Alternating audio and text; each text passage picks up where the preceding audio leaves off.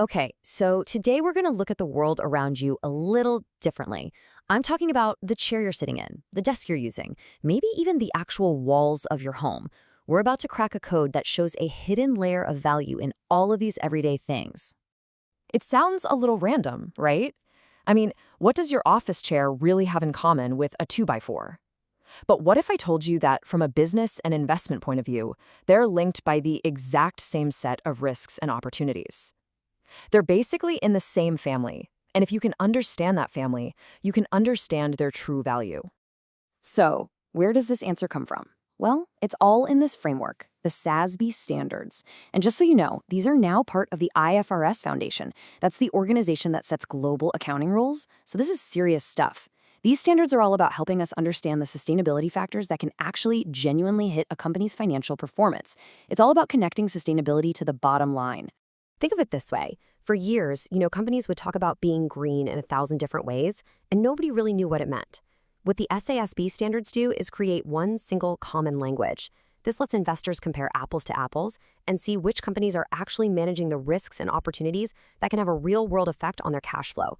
So how do they pull this off? Well, at the very heart of it is this brilliant system called SICS, the Sustainable Industry Classification System. It's kind of like a super specialized library. It doesn't group companies alphabetically, it groups them by the sustainability issues they all share. It's incredibly precise. All right, so let's crack the code for our office chair and that lumber. We're going to follow the 6 studies system like a funnel, starting out really broad and then getting very, very specific. At the widest part of our funnel, we start right here, the consumer goods sector. Now, this is a massive category, right? It covers pretty much anything you can buy, from clothes to cars to coffee makers. But for what we're doing, it's way too broad. We need to zoom in. So within consumer goods, we can narrow it down to our specific industry, building products and furnishings. Okay, now we're getting warmer. We've just separated our furniture and lumber companies from, say, a company that makes toys. And that brings us to the final piece of the puzzle, the code itself, CGBF. CG for consumer goods, BF for building products and furnishings. You should think of this code like a unique GPS coordinate. It tells us exactly where to find this industry's unique sustainability profile.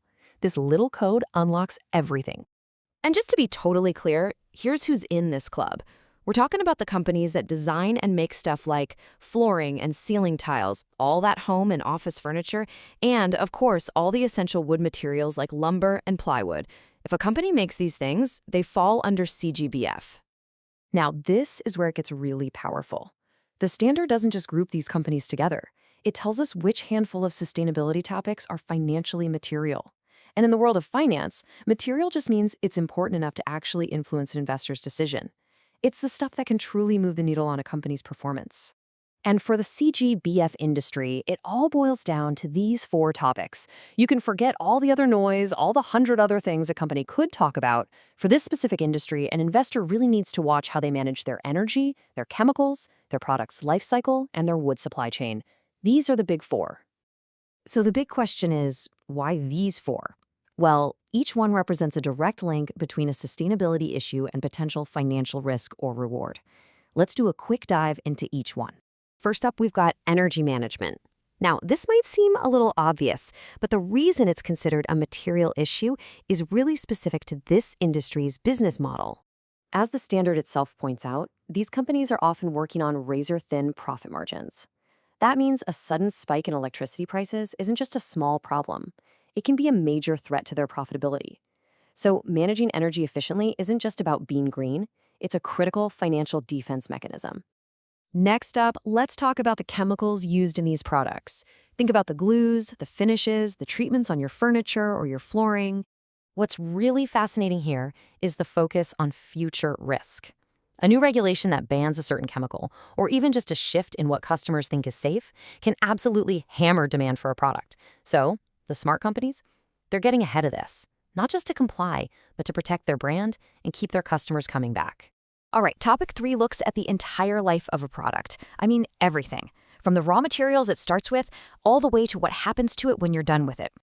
This one really shows a huge shift in the market. Customers today increasingly want products made from recycled materials. or things that can be easily recycled at the end of their life. So companies that innovate here aren't just meeting demand. They can also find some pretty big cost savings by not having to use as many new materials. It's a classic win-win. And finally, for any company that uses wood, and that's a huge part of this industry, we absolutely have to talk about where that wood is coming from. You know, the crucial point here is that a badly managed supply chain is a double-edged sword. First, a scandal about illegal logging can destroy a brand's reputation, like overnight. And at the same time, it can lead to very real supply shortages and fines. Making sure your wood is sourced sustainably isn't just a nice thing to do. It's fundamental risk management. Okay, so let's step back for a second and look at the big picture here. By using this really specific, industry-focused approach, we've suddenly gained a whole lot of clarity. This is the ultimate takeaway right here. Instead of trying to read through these vague, fluffy sustainability reports, an investor can use the CGBF standard almost like a cheat sheet. They can directly compare how Company A and Company B are managing their energy costs, their chemical risks, and their supply chains. You know, the things that actually matter to the bottom line in this specific industry. So, the next time you see a piece of furniture or walk across a wood floor, you'll know the code. You'll know the 4 hidden factors that are shaping its long-term value.